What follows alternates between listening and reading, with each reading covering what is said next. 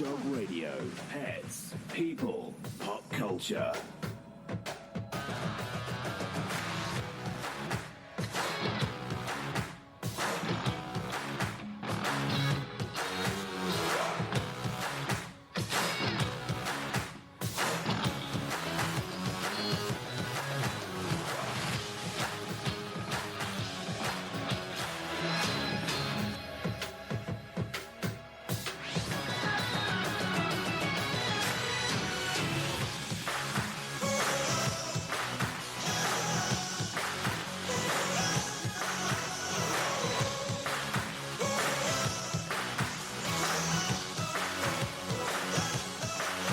Let's bring on the host, Sam, the queen of rock and roll dogs. Hello, everyone. I'm Sam, the queen of rock and roll dogs, and you are listening to Vegas Rock Dog Radio, a rock and roll show about pets, people, and pop culture. I'm live from Las Vegas. We have a great show lined up for you, so stay right there.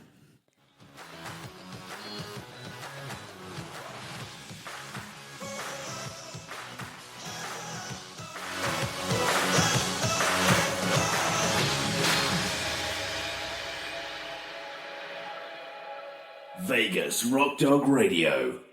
Pets, people, pop culture. Good morning, everyone. How is your Saturday? Oh, I have a little reverb. Do I sound sexy? I hope I do. That's all I'm saying. Welcome to the show. It's fantastic that you're here today, and we have lots and lots to talk about. There's been a lot in the news, and we're going to do a big update on pretty much everything. It's been a crazy week, I will say that.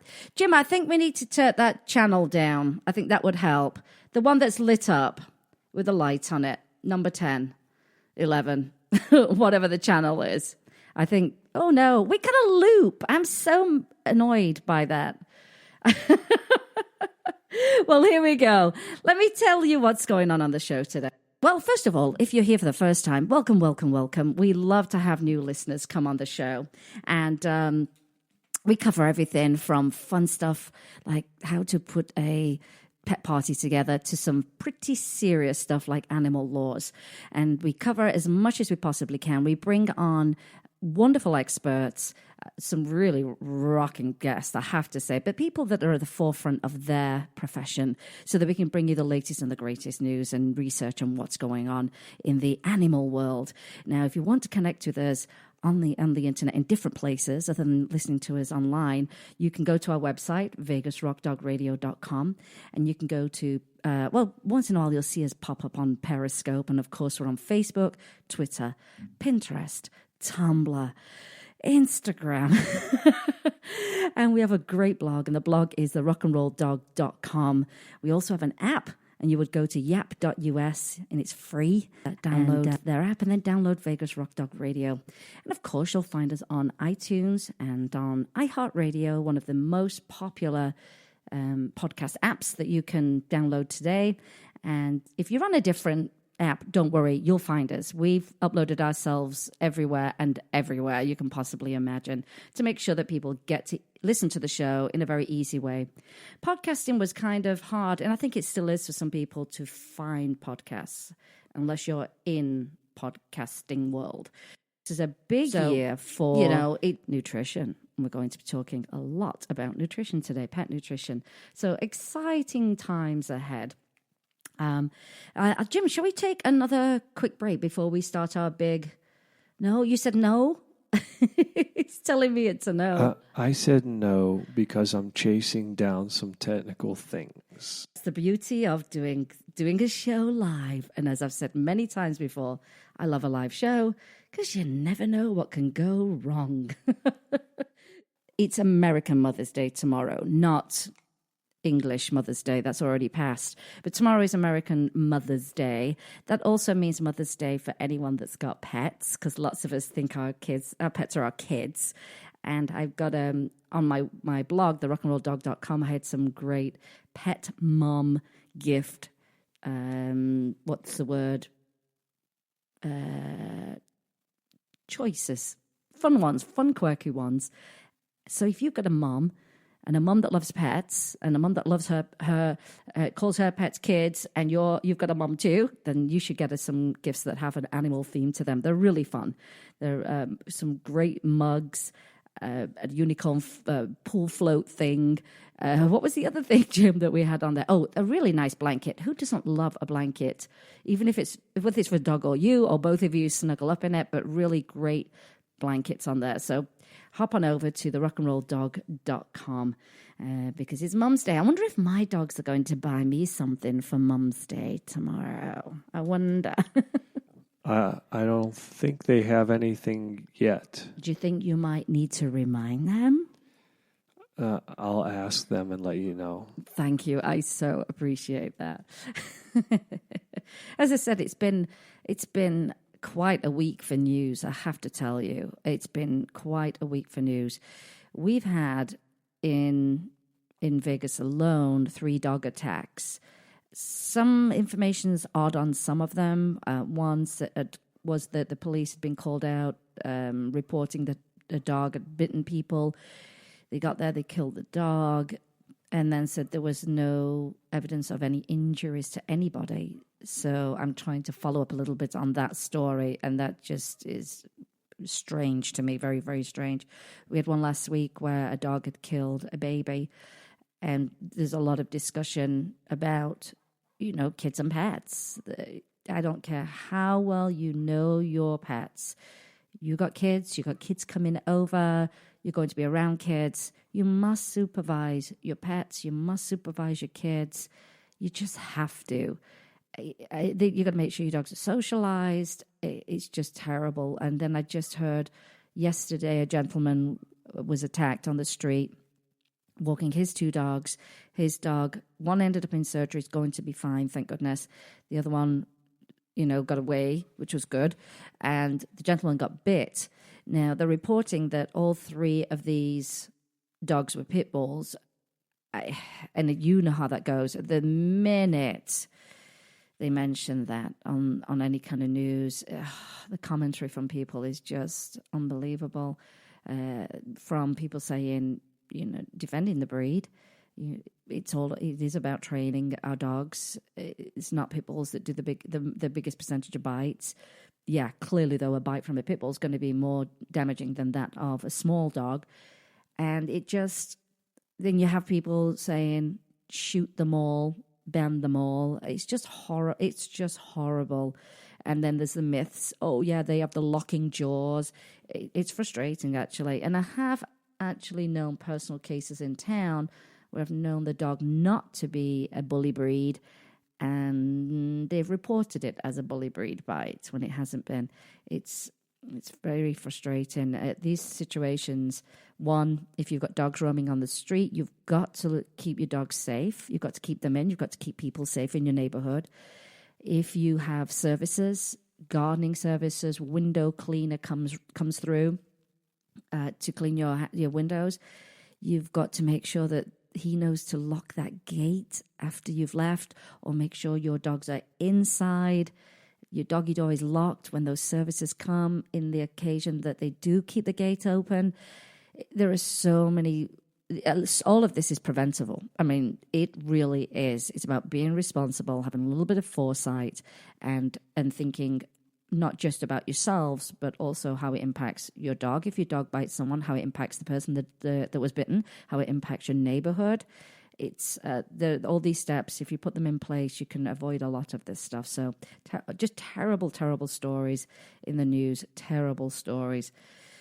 And I just wish people were a little bit more responsible. So, and another thing that's got people up in arms, and me too, actually, is, and you've probably seen it, I'm sure most of you have seen it, there was a BBC Scotland video on raw feeding, where a veterinarian says she hopes that raw feeding is a fad. It's part of a show, that worked, Jim. It's part of a show called I'm a Vet, Trust Me. And so it's a very short piece, Frankly, I was stunned at how poorly it was put together and just the glaring lack of information. It annoyed me. I thought, this is irresponsible. But it seems that journalism is going by the wayside these days. It looks like throw content up there, and often it's for clickbait, or often it's just to get a reaction. And often there's not a lot of research behind it, and it seems to be the way journalism's going these days. And I felt it was irresponsible to not give a full story and to push a message that raw feeding is something to be absolutely terrified of, and especially if you've got kids, because they threw a baby in there too in the piece, and they actually showed what looked to be rotting meat. I'll be honest with you, it looked like rotting meat, which anyone looking at that would go, ew. But that was not fresh meat that they were showing in that video. Anyway, the first person that popped into my mind after seeing the piece was Kimberly Morris Gauthier. Kimberly was a guest of mine last year. She's a raw feeder, she's a nutritionist, and she's a writer. She started writing her blog based on her own experiences and her own research, and looking to other experts to figure out how she could stop going to the vet for recurring problems like ear infections and fix it once and for all through nutrition. And she did, which is incredible. And this was her journey. So she went through all the trials and tribulations. She's the one that went through the pain of figuring it out. And this is why her blog is great, because she makes it rather easy for you to find information about raw feeding, find continued research on raw feeding, and also how to start raw feeding. It's when you've got a piece like this that came out on the BBC, you understand why people would be scared. You totally understand that. And I just think it was irresponsible. So she was the first person that popped into my mind, and her blog is called Keep The Tail Wagging. I say it's a great resource for people who feed raw, want to feed raw, how to start, partial raw, you name it. She's got it on there in a way that's non-judgmental. She's putting it out there because she's been part of the whole being judged crowd. She got kicked out of a few groups for asking questions. So she said, I'll do my own thing. And I'm glad she did. I'm really glad she did. So I tagged Kimberly in this post, and along with, I'm sure, a few hundred people probably that wanted her opinion on it, and who looked to her for information, looked to her for insight, because we know that she's on top of this stuff. And shortly after, she tagged me in her blog response to the video. Her response to me was spot on. It was easy to understand. It was very informative. And I love how she writes. I love how she writes. She tells it as it is. And so I asked if I could read it on air today. And that's what I am going to do. And this is how she starts the blog. And it just made me laugh. She said, warning, this blog post is a full-on rant. If you are a person who promotes a kibble diet for dogs, you will be offended by this post. And for me, that wouldn't even put me off. I'd want to read on if I was feeding kibble. So very, very good opening line there. And this is what she wrote. Earlier this week, the Facebook raw feeding community caught fire as the BBC Radio Scotland series, Trust Me, I'm a Vet, took on raw feeding. Usually, these types of stories don't light me up because I'm used to the veterinarian community and the big pet food big pet food companies whining about us crazy raw feeders. But the timing of this series is curious because Pet Food, a documentary written and directed by Cole Harrington and featuring Dr. Karen Becker, is also catching fire. Pet Food exposes the commercial pet food industry, showing us what's really going on into pet food. Something that has gone largely unchallenged until now. And as I said at the end of the last year, 2017 is going to be the year of nutrition, and it is. She said, I've received many new followers, and she said, welcome, because people just finished watching this movie about dog food, and now they want to feed raw. That's the impact of this documentary. Pet Food is an investigative expose of the inner workings inside the commercial pet food industry, which has, just as we said, just gone unchallenged, and you can find it on Netflix.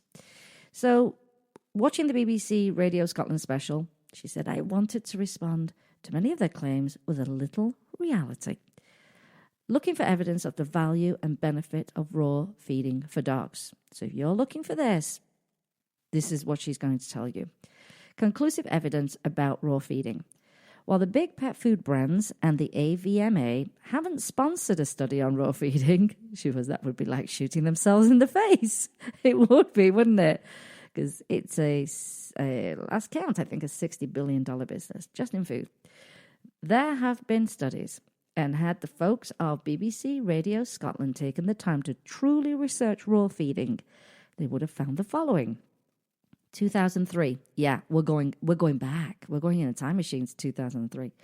The study conducted by Lippert and Sappi Studies, they studied 500 dogs over a 5-year period. In 2005, there was a study conducted at Purdue University on Scottish Terriers. In 2016, New Zealand Dog Diet Study, a wake-up call for dog nutrition, and ongoing Long Living Pets project. So there is research. They could have also spoken to the many holistic veterinarians, also scientists who support raw feeding. Scientists. These are not just theories. This is research. These are people who are looking into this. They're trying to understand it. They're looking at the benefits. This is not something that's just made up. So she said, stop knocking anecdotal evidence. Everyone keeps poo-pooing anecdotal evidence as if it doesn't count.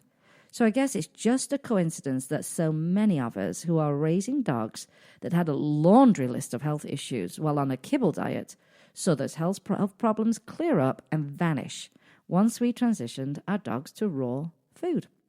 Or maybe it's witchcraft. Why is it that people are so against natural food for dogs, yet the medical community is telling us, the humans, we need to stop eating so much processed food and sugars? So why would that not apply to our dogs? It's a very good point that she gives there. Is raw food safe? This is the biggest thing that I think the takeaway that people got from that video. If you don't know about raw feeding, you would have been frightened to death by looking at that video. You would have gone, oh my gosh, forget that. This is just so not safe. And as I say, they threw the image of the baby in there too, which is enough to just scare you, and the rotten looking food, which is horrible. Raw meat is known to contain many different kinds of bacteria. And that was a quote from the video. She wrote, yeah, no bleep, Sherlock. What the BBC Radio Scotland report failed to share is that dogs are equipped with the antibacterial properties in their saliva and for the bacteria that makes it to the gut. Well, they have a lovely environment waiting for them. So when that bacteria shows up, it's like, no, that's the end of us, because the dog's gut is highly acidic, making it an unpleasant place for bacteria to set up camp and plan a Burning Man event. If you don't know Burning Man event, Google it. And a dog's short digestive tract processes raw quickly. So this is a quick processing of the food they eat, not giving much of the bacteria time to even plan that event, she said. So there's no planning of a Burning Man. So they're made up differently from us. They are. And she says, yes, raw food is safe. What we should be asking is if kibble is safe. Is it safe to feed dogs a food that uses the most inferior ingredients and a brand can possibly find, that cooks the food, a lot of people don't know this, several times to create a hard pebble for dogs to consume, and then injects loads of synthetic, aka fake vitamins and minerals in the food, all cheap and questionably sourced, into the food to meet standards created by the big pet food giants who want us to believe that corn and feathers are healthy for our dogs. That's right, corn and feathers. Legally, they can put feathers in food. Oh, is that not gross? Dogs can spread bacteria around your home, she said. Yep, dogs are disgusting creatures. So are their humans. But let's start with the dogs. Kibble contains salmonella. Remember all the recalls? And there are many. Dogs lick and eat disgusting things when they're out and about. Yes, they do. Yes, they do. Dogs do spread salmonella, even when they eat kibble, because a lot of these recalls are on kibble. So there you go. She goes, now let's talk about the humans. Did you know that we all track all kinds of crap into our homes, including crap, she said. If you have a dog, then you've stepped in dog poo. She rinses off her shoes, she said, with a hose, but that doesn't remove every minute particle of dog poop. We're tracking bacteria and toxins all around our home, just like our dogs do. She goes, I don't know about you, but I don't eat off the floor. I clean my house, mopping and vacuuming every other day. I wash my hands. I wash my countertops, my sinks, my dishes, and dog dishes. And after serving a meal of raw dog food, bacteria is everywhere. I wonder if they did this experiment after I made a turkey dinner, what they would find. And it's true. It's true. They're trying to make out that you're handling raw food differently than you handle raw food for yourself. You know, say you make burgers for yourself, homemade burgers. You going to have something to say there, Jim? You looked at me like you wanted me to say something. But isn't that weird how they're just trying to put this in a compartment, this in a compartment? It's the same thing. If you're handling anything raw, you've got to handle it in a certain way and clean up. And it's just bizarre to me. Very, very bizarre. But you can see how people would be scared when they're, oh, no, don't do that. It's full of bacteria. It's going to be a nightmare. She says, I wash all my utensils, bowls, and dishes, and using the same dish soap and hot water that she washes all of the utensils used to prepare raw meals for my dogs. I wash the dogs' dishes by hand daily. I run them through the dishwasher once a week. And then she has a confession here. Sometimes I skip a day or two with washing the dog dishes. Bring on the pitchforks now! I wipe down my countertops. I wash the sinks with a cleaning solution. Nothing fancy. After I finish mixing a large batch of raw dog food, I mop the kitchen floor. She says, every other Sunday you'll find me making raw food wearing my favorite hoodie and sweats, and you will often find her on Facebook doing that live. I'm covered in raw meat. It all goes in the wash when I'm finished. I choose not to go out on the town dripping in blood and guts. Just a personal preference, she said. My dog eats from raised dishes. This is a great point, actually. My dogs have been trained to eat from their raised dishes. They eat ground raw and whole duck necks, all from raised dishes. They don't eat on the sofa, they don't eat on area rugs, and they don't eat on their beds. So she's confining any kind of issue if they were to throw, their food around or slop it around on the floor. She's confining it to a space, which then makes it easier to clean, doesn't it? So she said, as a blogger and a pet owner, raw feeding is not a fad. Raw dog food is species appropriate. And this is a word you're going to hear a lot this year, which means it's what your dogs are meant to eat. Just because dog food brands are using images of wolves running around the forest and claiming that their kibble satisfies the wild drive doesn't make it true. It makes it a marketing ploy that dog owners need to ignore if they want their dogs to live longer, happier, healthier lives. Marketing is so influential on us.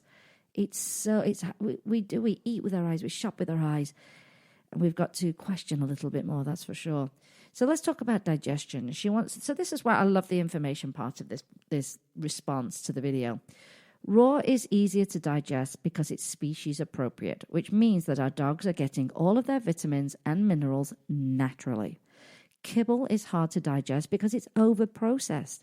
It contains synthetic vitamins that are difficult to absorb and are filled with grains and starches that just aren't natural to a dog's diet. She talks about the immune system health here. The digestive system is closely tied to the immune system, and when fed raw dog food, a dog's digestive and immune system are healthier. This is why we see fewer allergies and other health issues. If you have a dog that has food allergies, environmental allergies, that's a big one, itchy skin, dull coat, itchy paws, chronic ear infections, it's because of their food. Their immune system is fighting without its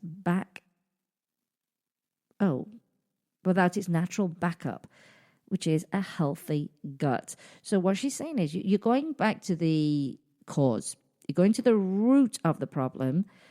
You're not just, with a lot of, medications and stuff now, what they're doing is treating symptoms instead of going to the root cause.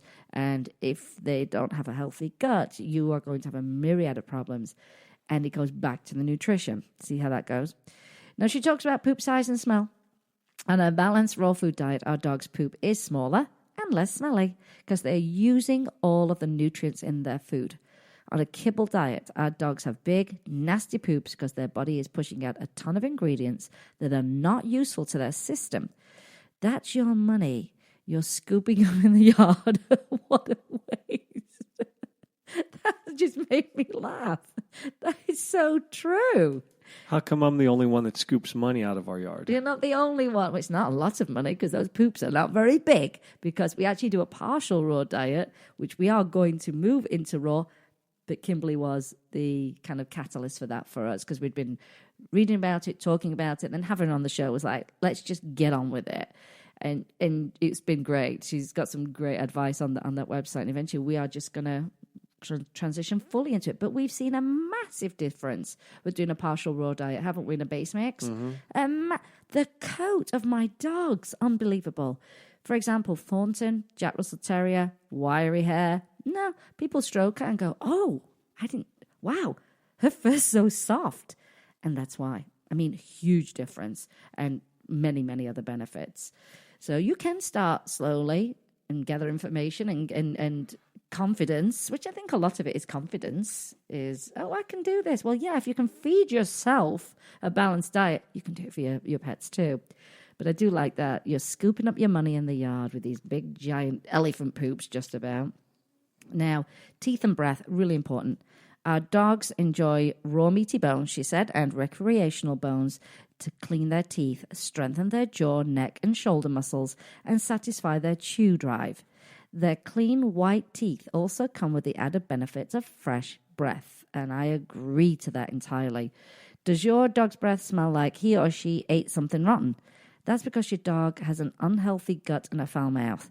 The pet industry will sell you fake teeth cleaning treats made with questionable ingredients that just add to the problem. And she's right. And we get our bones from the butchers. It's easy. It's dead easy, isn't it, Jim? Yeah. You can buy the frozen ones, although I always don't like the frozen ones because there's not enough meat on them for them. And they're just like, eh. So definitely look into feeding raw bones. You can find that information on her blog as well. And of course, never, ever, ever feed a cooked bone. And there are very specific bones you need to be feeding them. But again, you're going to have clean teeth. What does that mean? You're not going to the vet to get those teeth cleaned. You're not putting them under for a cleaning. And you're saving yourself some money. And you're saving your pets the stress. And yourself the stress of that. That is by number one thing. Get on with that straight away. This putting your pets under every year to get teeth cleaned is ridiculous. It's ridiculous and unnecessarily so. I think pets should only be put under for very serious surgeries that are absolutely necessary, that you have to do that, but not for teeth. Get some bones, people. Now, she moves on to the cost of feeding, because that's always the big thing. People go, oh my gosh, it looks like it's going to be so expensive. And she said, today I spend $250 to $300 a month on food, supplements, toys, and supplies for 4 of her dogs that weigh between 60 and 75 pounds. And now I spend about $300 a year on veterinarian care for blood work for the dogs. When she fed kibble, she spent $300 plus on food, supplements, toys, and supplies for 3 dogs that weighed between 47 and 75 pounds. On top of this cost, she also paid vet bills between $50 to $100 every other month to treat allergies, digestive issues, rashes, joint issues, ear infections. So you can see right there, she's spending less with 4 dogs than she did with 3, and they're healthier, and they don't have that list of issues. And that was kind of the thing that she, like I said earlier, just decided, I'm tired of going back for these issues. Oh my God, I've got to fix this. And she did. It became a passion, and ultimately she became a nutritionist. She said, this made me laugh. Give it up, people. We win, you lose. And she's right. She's right. So I love that example of what she's spending and what she's not spending on veterinary care. Brilliant. And she's got healthy dogs. She says, and we know that raw dog food is better for our pets. Oh, you know, I've actually got a fair bit to cover here. You know what? Let's take a quick break, because I've got a lot more to cover on the end of her post, because it was one of the best posts I've ever red. Well, what I'm going to do is I'm going to get us ready for this break. And should I have a technical issue, we're going to come right back in. That's okay, Jim. Are you ready? Yes, we're going to be right back. You're listening to Vegas Rock Dog Radio with me, Sam, your host, the queen of rock and roll dogs.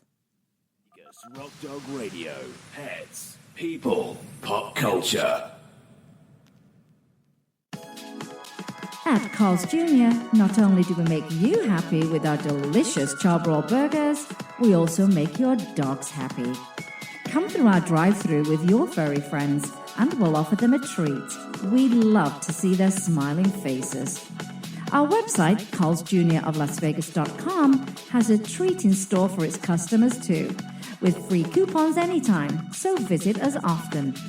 Carl's Jr. is a proud and active supporter of animal adoption in our community.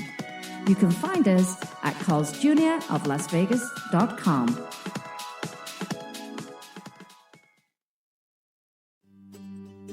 Pet Scene Magazine is dedicated to Las Vegas pets and the people who love them. It's a source of news and information for pet lovers, as well as offering valuable coupons and specials on pet products and services. Find them online at www.lvpetscene.com or look for them on Facebook. Vegas Rock Dog Radio. Pets, people, pop culture. Welcome back, everyone. It's Sam here, the queen of rock and roll dogs. If you're just listening in, I'm reading the second part of a response from Kimberly Morris Gauthier. She's the nutritionist writer over at Keep The Tail Wagging. And it was a response to the BBC Scotland video that was put online about raw feeding and the vet saying, I hope it's a fad. And I tagged her and said, have you seen this? And she wrote this great response. And at the beginning of the show, we've done the first half. So here's the second half. Let me tell you something. I write myself. It takes a lot of time to write a blog post. And one of this length that's so well laid out with lots of information, fantastic, absolutely fantastic. So after the last thing I said before the break was the example of what she's spending and not spending on her dogs.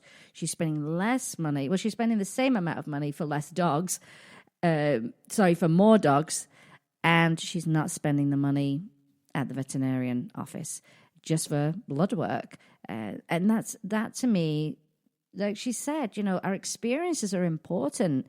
If that many people, aside from the research and the science, if that many people say, let me tell you the difference it made in my dogs. Let me tell you how my dog got rid of its allergies. Let me tell you how I improved my dog's coat and skin. Let me tell you why I no longer have to take my dog to have their teeth cleaned anymore because I'm doing this. You cannot ignore real life experiences, and we would agree entirely on that, Jim and I. And so at the end she said, give it up, people, we win, you lose. So she said, we know that raw food is better for our dogs. We know that your crap kibble is killing our dogs, and we're going to keep educating people about how to feed their dogs a diet of fresh food despite your fear tactics. Fear as an acronym for her was false evidence appearing real. Oh, wow. Fantastic. I've kept mainly silent about this in the past, she said, but I'm tired of being silent. I am tired of seeing bloggers, publicists, and pet professionals promoting kibble as species appropriate. I will agree with her. I write myself, some companies reach out, will you write about... I have to say no to so many companies. If it's kibble, it's for me an instant no. Sorry. Don't feed kibble. Don't think people should be feeding kibble to their pets based on the research and the information. And so I have to turn a lot of those down. But we still see, like she said, bloggers and publicists and pet professionals promoting these kibbles as species appropriate, because that's going to be a word you hear. So you might hear that word and go, oh, I know that's a good thing. But if it's associated with a food that's not a good thing, it's not species appropriate, you can easily be fooled by that.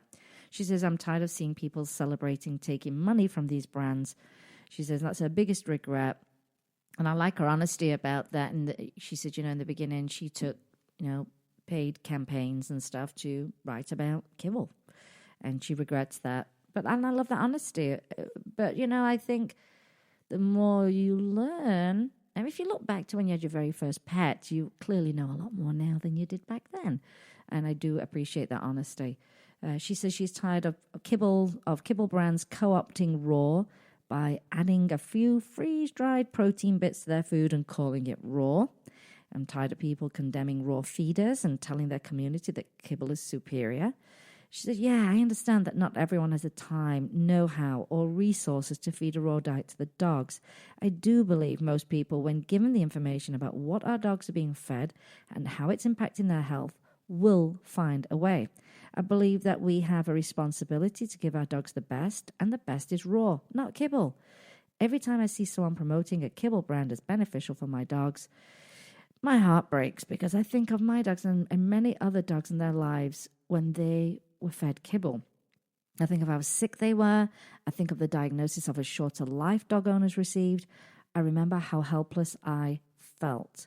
So she can relate to everyone. She's been there and she's learned everything. And she says not everybody has the know-how. Well, let me tell you something, everyone. Run over right now to her page, Keep the Tail Wagging. Go to her blog, sign up for the newsletter. You'll learn so much. And you can ask questions and you won't get kicked out, as she did in previous groups. But she's right. We do have a responsibility to do the best we can for them, to extend their life and then have great health. And she said, continue to perpetuate the myth that kibble is superior to raw and that raw is dangerous. Just to collect a paycheck from kibble brands is irresponsible and infuriating. She's right. They're desperate if they've reduced their argument against raw feeding to, you're too stupid to clean your kitchen, so you shouldn't feed raw. That's really what it boils down to from that video especially. What can you do to help raise awareness of raw feeding? She says, well, please, help us educate the dog lover community about the benefits of raw feeding. You don't have to be a blogger, a vlogger. You don't have to have a large social media following. You just need to do the following.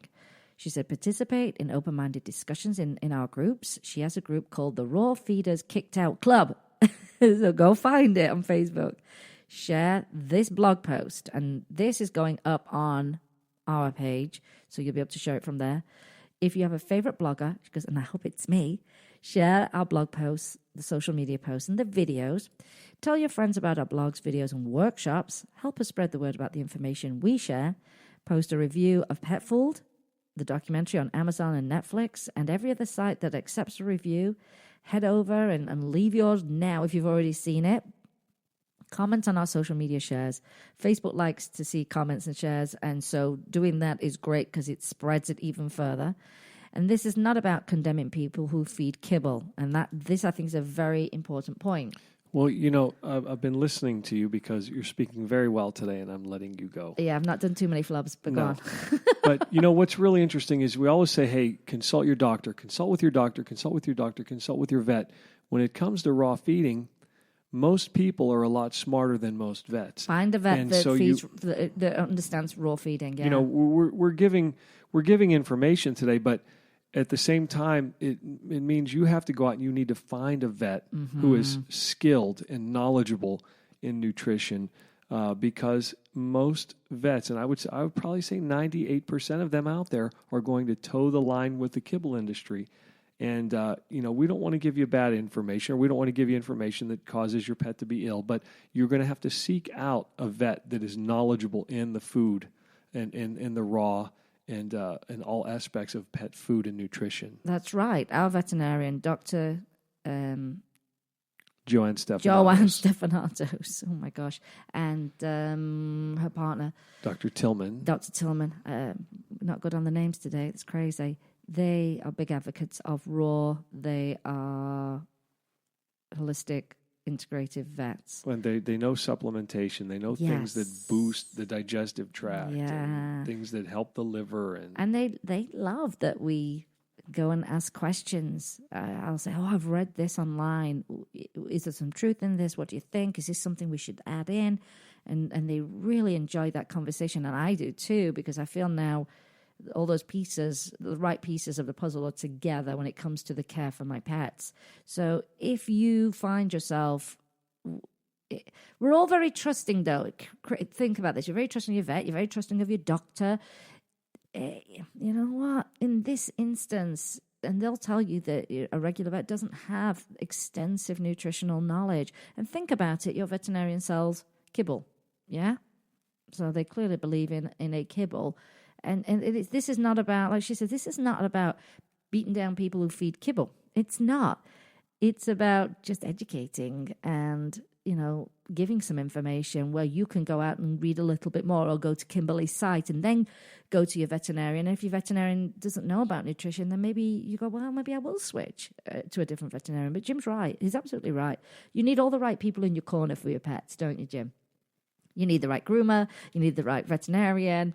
You just need all these pieces. Right. Yep. And you know, you got to, we've fired vets. Oh, we have. Yeah. And I mean, too. it's no offense, but No. you know, as our knowledge grew and we outpaced our vets' knowledge, then we had to find a vet that could outpace us. Yes, I think that's what we needed. I think we really needed that. And I just felt like this vet. Here's the thing. I think a lot of veterinarians kind of treat the humans, don't they? They treat the humans to make you feel better about a situation with your pet. So you got, you know, your pet's, you know, not doing well. My It's got pet's allergies. itching, so make the itching stop so that I feel better that my pet isn't itching. Yeah, and I don't care about me feeling better. I'll feel better when we get to the root of a problem. And if nutrition is the way that we do it, then that's going to make me feel a lot better. And that's a long-term solution. So I just, yeah, it's like she said, it's not about condemning people who feed kibble. It's about educating the pet lover community about what's in the kibble that they feed and how to make kibble healthier, because that's another way you can do it, because money might be an issue.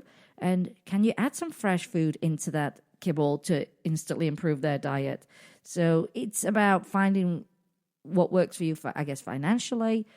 And, you know, what's the best thing for your pets? When you start seeing improvements, you're happy to spend the money on it. Trust me, you really, really are. And she helps you transition on a website. How do you do the transition? And it's not difficult, trust me. It is not difficult.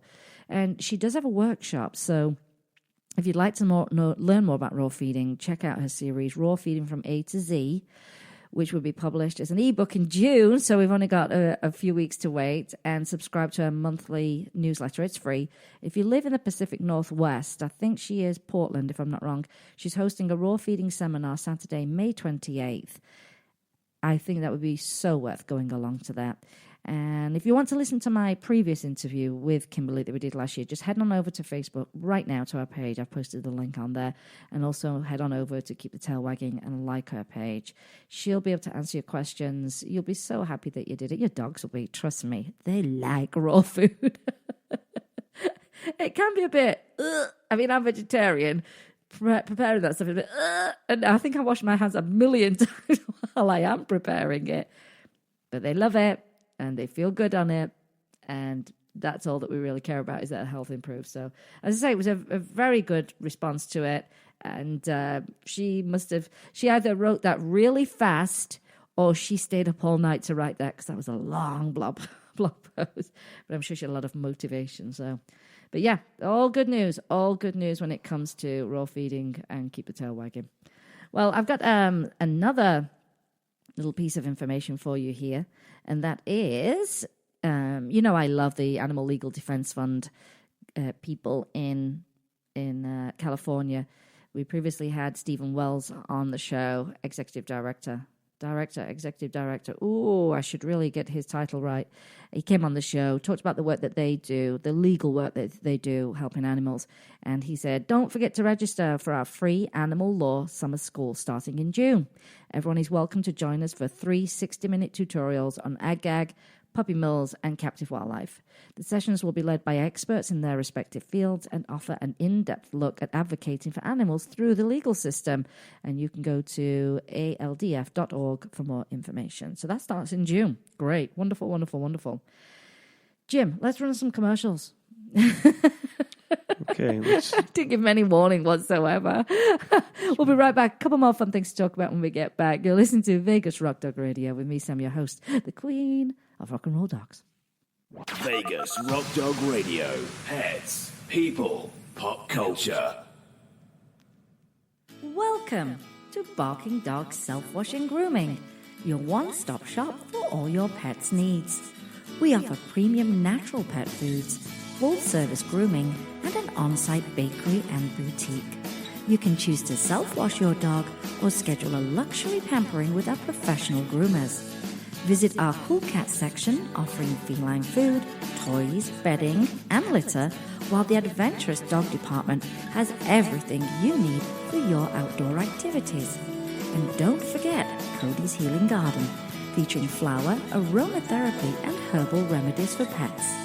Find us at www.barkingdogslv.com, and we look forward to seeing you in our neighborhood.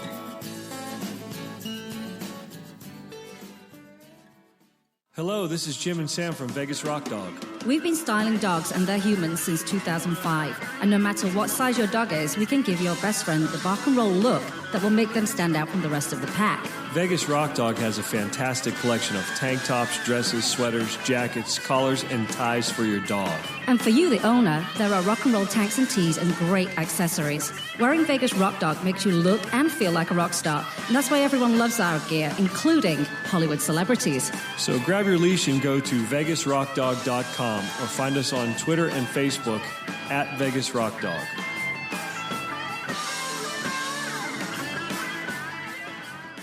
Vegas Rock Dog Radio. Pets, people, pop culture. Welcome back, everyone.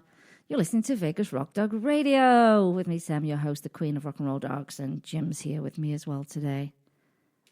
I'm more technician today than I am co-host. He is. Well, let me tell you something. I'm sure you've seen all those cute little goat videos. What is it about the way goats move? I love it. Baby goats in pajamas. Are you kidding me? There's nothing more perfect than that in life, I don't think. But there's a page on Facebook called The Goats of Anarchy. And the tagline is, not for milk, not for meat. And those videos are hilarious. They just, what is it about? They just run up and just like launch themselves off your body, don't they, goats? You know more about goats than I do because you grew up with goats. I did. We had a goat called Nanny, and Nanny would eat anything and everything if you left it out. She would eat a plastic bag. She would eat the laundry. She would eat anything. We lived on a very big property with fields behind us as well. And she was quite the character. I remember my dad bending down to do something. She went and headbutted him. He didn't see it coming because he had his head down. So do you know that story? No, you never told me that one. Yeah, he was bending down in front of her. There's the moral of the story. Don't bend down in front of a goat. And off she went, boom. I don't even know how we got that. Did it knock him over? It did. It did, because he wasn't expecting it. Another episode we had, well, what we would do as kids, we would, my mum was watching TV, we would let her into the house and into the living room and not say anything. And she'd walk in behind my mum watching TV. And then next thing you know, she'd like peer her head round to my mum's face, or she'd just walk into the living room. Did she chew on your mom's hair? No, she didn't. And then another time, we came home late. And our buses run late in England, very, very late. So it was way after midnight. So me and my sister go, gosh, I can hear Nanny. She's really loud. Yeah, she was loud because she wasn't where she should have been. She was on the road. And all the traffic had stopped. She was in the middle of the road. She wasn't moving. She was going to stay there. So I ran into the house and I got some bread, some sliced bread. We're all dressed up. We've been on a night out. And Serena, my twin, was really close to her. And I was like, come on. And we start running with this bread. And she's following us and just getting faster and faster. And then I ran in the house and closed the door and I left Serena outside with her. Yeah, Nanny the goat. Oh, gosh. But I love how little goats move. They look like they don't have knee joints. The legs are just stiff and straight and they just bounce on those little hooves. I love them. Can we have a baby goat, Jim? No, thanks. Am I getting a baby goat for Mother's Day tomorrow? I don't think so. Why? I don't think you're allowed to have farm animals in R1 communities in Clark County, Nevada. No one will know. Yeah, they will. We'll just get a little one. They'll know. And hope it doesn't grow. They'll know because we have neighbors that'll rat us out. Yeah, we do. We totally do. But if we can get a big property, Jim, that's zoned properly, I would love a little goat. We'd have to have more than one because they'd need a friend. Better getting then. Better getting. Well, Jim, do you know how to do CPR on our dogs? I know you know how to do CPR. Somewhat. Well, this post is going to go up. This link's going to go up on our page. It's something you should know. You should absolutely know what to do for your pets. And so here are the steps. I'm just going to describe them, and then you can go to the link and watch the little video. You're going to place your dog on their side on the floor should your dog not be breathing. And so that's not going to be difficult if not breathing. It's going to be easy to kind of roll over. And what you're going to do is you're going to kneel behind their back with your knees against their spine. So you're actually going to be kneeling for this. And then what you do is you're going to locate the heart, which is usually located under the point of the elbow when the right leg is drawn back. So, where the elbow is drawn back on the dog, that's pretty much where you're going to find the heart. And then what you will do is you'll place one hand atop the other and put them over your dog's heart. So you have to be perpendicular, don't you, Jim? Correct. That's right. I mean, same with humans. You've got to be perpendicular. You keep your elbow straight and locked, and you can actually bend at the waist. So that's where the action comes from as you make compressions. And the compressions you'll push down and compress the chest about 1/3 to 1/2 of its width. And that's what you're going to do with the compressions. You'll compress 2 times per second. And what you'll do after 30 compressions is you'll extend their neck after every 30 compressions, obviously to keep the airway open. Yeah? Mm. Then, if your dog's not breathing, you're going to place your mouth over your dog's nose, covering both nostrils. And that's where you will create a tight seal with your mouth and give 2 quick breaths. It's very similar to the human CPR, isn't it? Sounds like it. And you'll just continue for another 30 chest compressions and you'll repeat. And so that's how you'll do your CPR. If you want to actually have some practical experience, then what you would do is the American Red Cross offers classes all over the country. So look on their website and you'll get that hands-on training, which I think is very, very good. And you'll use an animal mannequin is what you'll be using. Our local, I'm calling it a community center. What is it?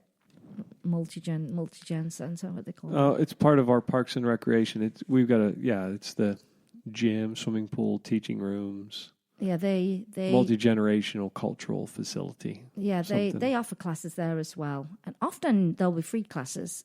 So check them out. So it's a tool that you would need to have, because if it's not for your dog, it might be for someone else's pet, and you'd want to know what to do. We always seem to be, you and I, Jim, we always seem to be in a place and at a time where our help is needed, don't we, Jim?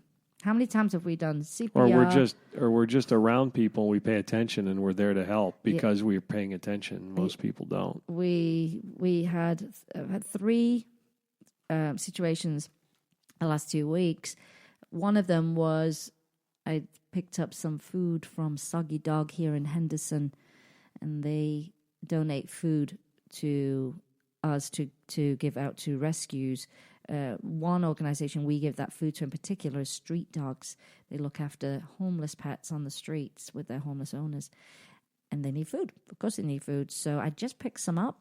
It's one of those, I was meant to pick up that food that day, that time, and drive down this street, 'cause normally I would have driven straight home, but I went somewhere else, and I was meant to do all the steps, I swear, because I saw a gentleman with his dog and a big backpack. It was quite warm, I felt for the day.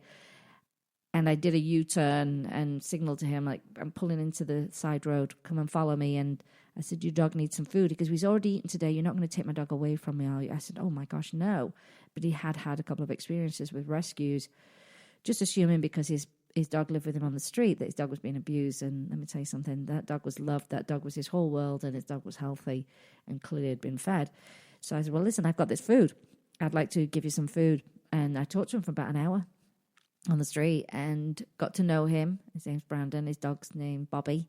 And he goes to a church near us one day a week. So despite being homeless, he has a point of contact and he gets to see people every week, which is great. They're helping him. And I said, well, listen, I'm going to reach out to Street Dogs because this is what they do.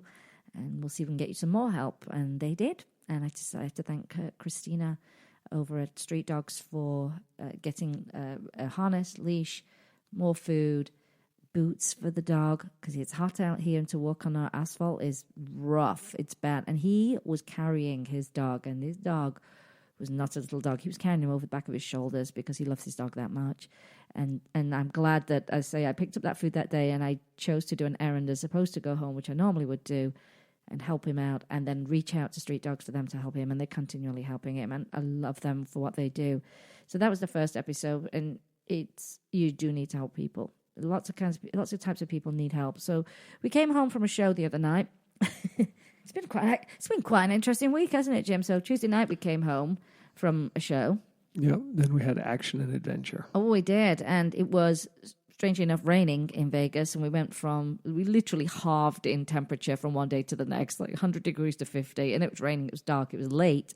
We took a turn at the intersection, and I said to Jim, I think there's a man in the gravel in the dark behind that electrical box. Can you turn around? He goes, there isn't. And I said, yeah, turn around. So he turned around, and sure enough, an older gentleman, and I said, do you need help? And he said, yes, I felt like I was going to die out here.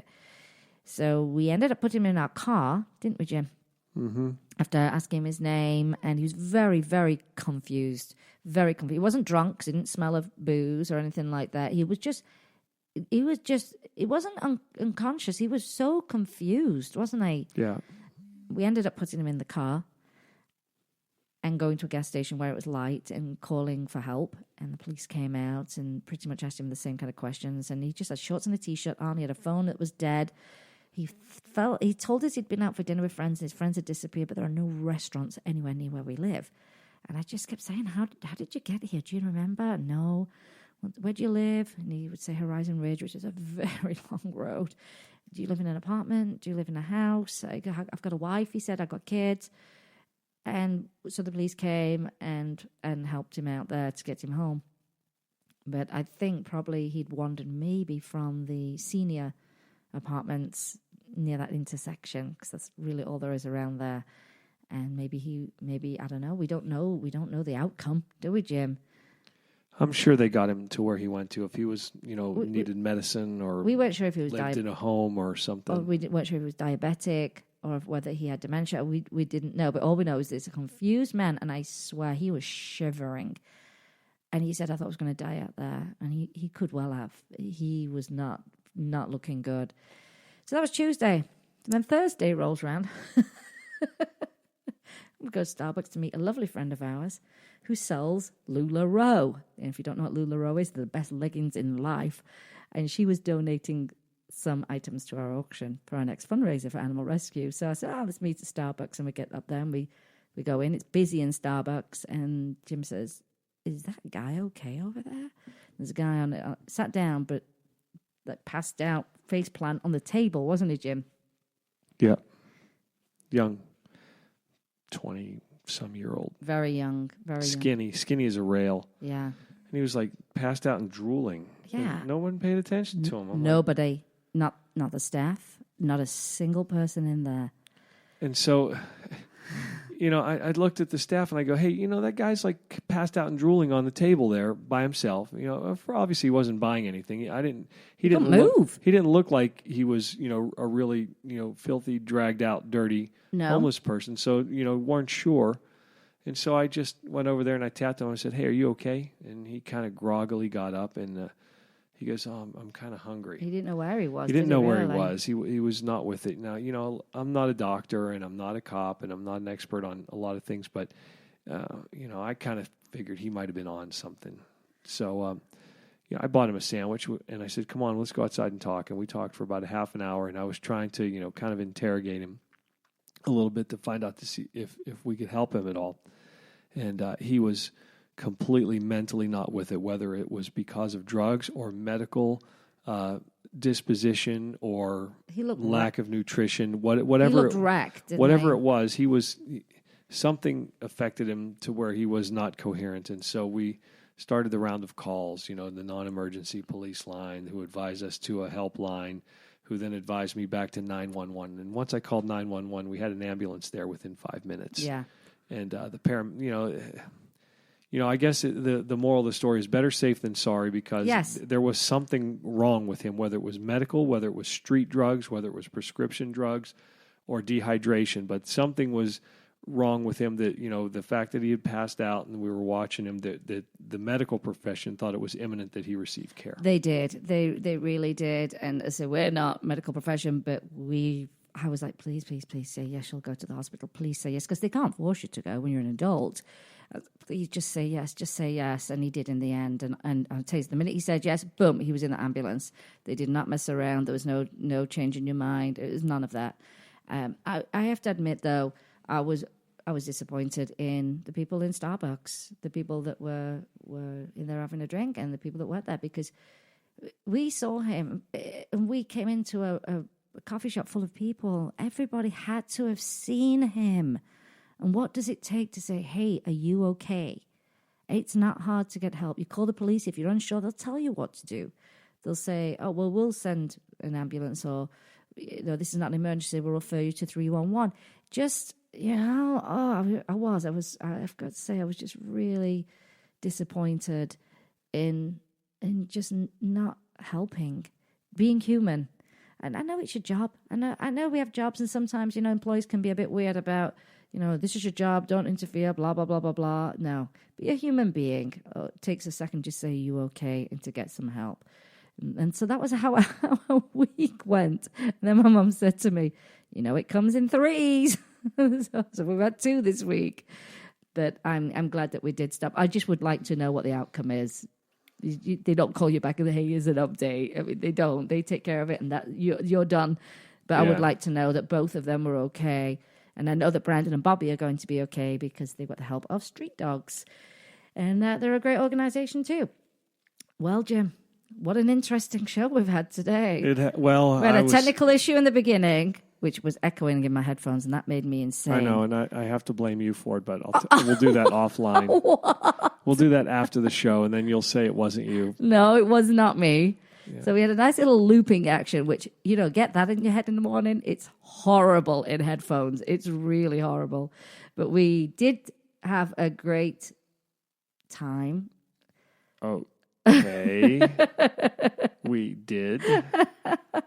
And we got that great response from Kimberly Morris Gauthier of Keep the Tail Wagging. The link is on our Facebook page. We talked a little bit about CPR for animals. Register if you can find a class near you, or watch the video that's on our page as well. And the free law classes for animal advocacy with Animal Legal Defense Fund. Fantastic. You can register through their website. We talked about the Goats of Anarchy. It's perfect name for those little goats. And our good deeds for the week. So I think we're going to wrap up. That's it, Jim. Perfect. Are you sad it's the end of the show? Always sad. And I hope you all get lots of presents for being pet mums, and that you treat your mums very, very special tomorrow, because they deserve it.